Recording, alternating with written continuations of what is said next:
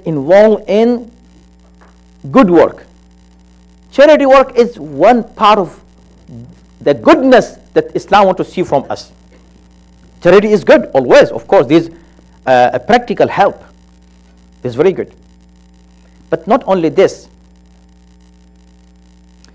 Start with your tongue. The best thing you can do, use good words. Good words. Here starts good work. Then go to the next step by doing good work. Some people, they are very harsh. Use very harsh words, but they are good people. And you say, no, he is good, but his tongue is not good. No. Your tongue should be good.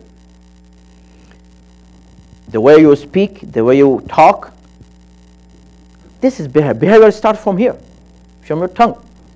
And most of the sins are committed by tongue. More than 50% of the sins that are called sins in Islam are committed by tongue. Subhanallah. In our society, in the name of free speech, look how much people do wrong with other people. How the wrong people, how the oppressed people through their tongue or through their writing. Emails, let's say, or media.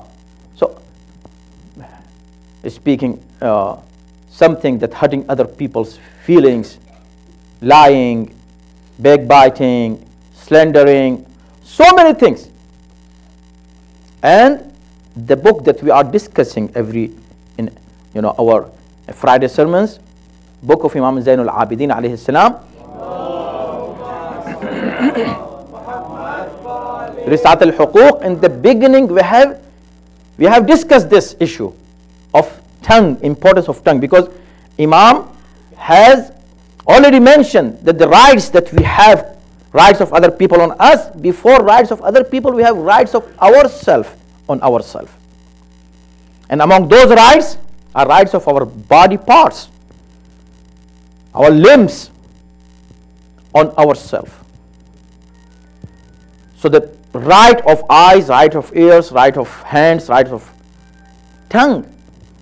And he spoke about the right of tongue. So be good. مثل كلمة طيبة, a good word. Islam is praising good word.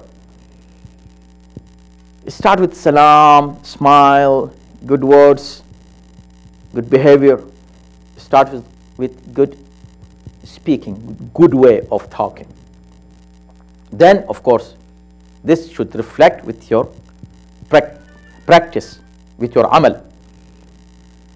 And when you do this, you will be a good mu'min, a good Muslim.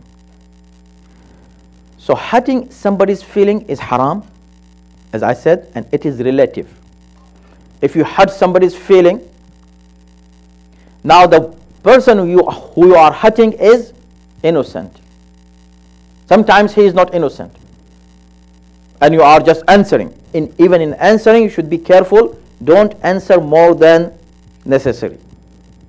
Otherwise, you will be oppressor instead of the person who is oppressor. You are answering and replying his zulm. So don't be zalim. But the person, if he or she is innocent, and the innocence also has categories and levels. So the person who hurts the feeling of an innocent, or not just feeling, not just with tongue, physically abuses someone who is innocent, of course he is called zalim in Islam, in Quran. Zalim means oppressor, wrongdoer. And wrongdoer has no respect in Islam at all. Rather, if you respect a zalim, a wrongdoer, you will be considered zalim and wrongdoer yourself. And that's why those wrongdoers today, these terrorists, why they are terrorists? Because they are getting help from people who are not terrorists apparently, but they are getting help. And even sometimes the silence becomes help for these people. So Islam is very, very clear about such issues. That's why we, the followers of Ahlul Bayt, we have no compromise with any zalim. No compromise. This is the unique feature that we have as followers of Ahlul Bayt, that we have no relationship with a zalim, and we cannot have a relationship with zalim. And as the zalim becomes a more zalim, worse situation. Why? Because a zalim is doing zulm on innocent, and the innocence, see the innocence. Sometimes somebody is a regular human being, but really he is innocent. He didn't do anything wrong. But sometimes a human being, he is selected by Allah subhanahu wa ta'ala as innocent. And really he is innocent. Nobody can show that he has done this wrong. And also Allah subhanahu wa ta'ala in Quran and the Prophet has announced their innocence, their ismat, their infallibility. If somebody does something wrong with them, he will be considered the biggest zalim, the worst zalim ever. And we have no kind of any kind of compromise with them, such zalimin. Like we were commemorating the martyrdom day of Fatima az-Zahra salamullah alayha.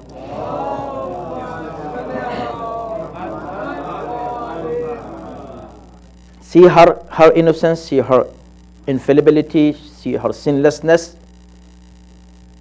and see the people who oppressed her, who even killed her with brutality. So, of course, such zalimeen are the worst zalimeen in the history. And we keep away from such people. We disassociate ourselves from these people. This is what called tabarra. The word tabarra means disassociate yourself from such people. Do tabarra. I have nothing to do with this guy. I'm away from him. From whom? From a zalim. This is called tabarra. And this is very important in Islam. And tawalla is to be with good people.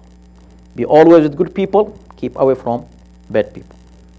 May Allah subhanahu wa ta'ala give us tawfiq and ability to be good and be with good people.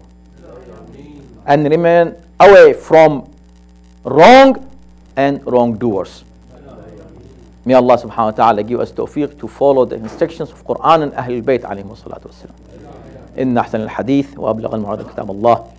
أعوذ بالله من الشيطان الرجيم. بسم الله الرحمن الرحيم. والعصر إن الإنسان لفي خسر إلا الذين آمنوا وعملوا الصالحات وتواصوا بالحق وتواصوا بالصبر.